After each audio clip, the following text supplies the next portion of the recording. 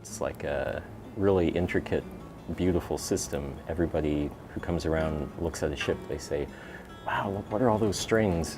What do those do? But every line on there has a purpose, and it's got a specific function, and it's just kind of a neat system that is archaic and, you know, not something that's commonly found today.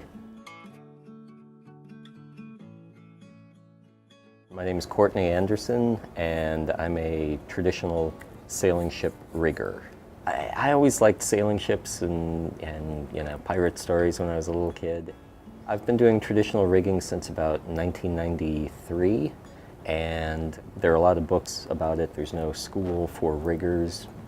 It's more or less a apprenticeship and learning from other people and learning from other techniques and doing research. So I reached out to Courtney in October of 2016 to see if he was interested in working on this project, and he said absolutely. He was really excited that the opportunity was going to happen, and then it was really Courtney that built the team of riggers that came to work on the project. This is Tim right here. He is from Toronto, and he has been working on brigantines and doing a lot of rigging and shipwright work back in that area. Up aloft is Paul DeNoble, and I first met him about, gosh, I guess it's been about 15, 20 years ago now, when we were working on Master and Commander, the movie down in Mexico, doing rigging work for that.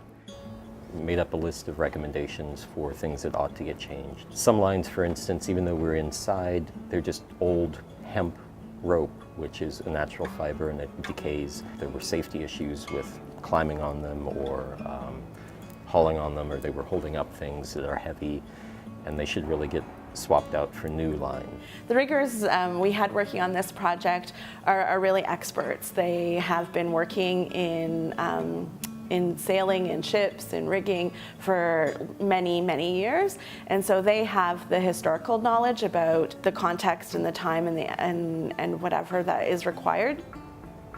The original Nonsuch was built in 1650, and when Radisson and de Groseilliers contacted Prince Rupert and tried to get some British investors into their idea about a northern fur trade route, Nonsuch was the ship that was purchased. So she was purchased for 290 pounds, and they loaded her up in 1668, so she went into Hudson Bay, spent a whole winter there trading, loaded up with furs, came back, and was able to prove that that northern fur trade route would work.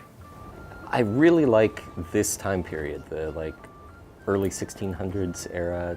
When I work on one of these ships, I see the craftsmanship and the ingenuity and the kind of the evolution of sailing ships. You know, this is something, there are things on here on Nonsuch that disappeared in another 20, 30 years and were only used for about 50 years before this point. So it's this really small piece of history, but the people who came up with these things had kind of a viewpoint on the world that I think is really, it was really practical but really optimistic at the same time. I mean, imagine sailing this thing across the Atlantic, you know. They didn't bat an eye about doing it back then. So it's just, it's for me, it's not only the physical part of doing the work and the function of it, but it's also kind of getting into the mindset of the people who built it originally and came up with the idea.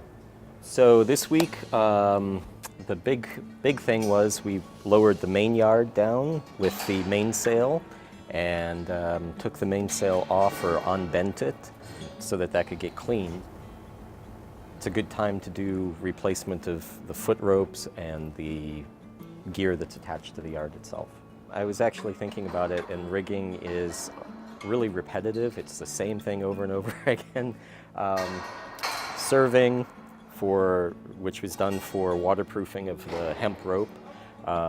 It's a covering of twine, hemp twine, that's then tarred with Stockholm pine tar. It's pretty much used on every part of the rigging because it was what they used to keep it around for a long time, to keep the weather from rotting the rope. So this is a strop for a block.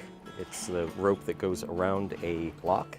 And This holds it in place, and then this gets tied to the yard, and running rigging gets run through the block.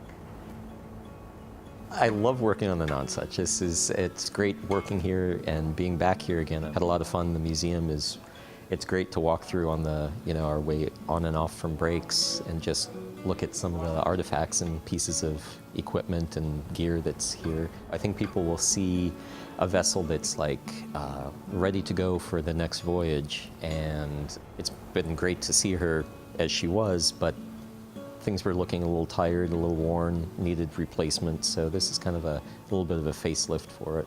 I think people are going to be wowed. The narrative is that the ship is on its dry dock, but perhaps it rained and all the sails are out and ready for drying. And so the sails are set, and it gives it a really significant presence, and it looks really amazing.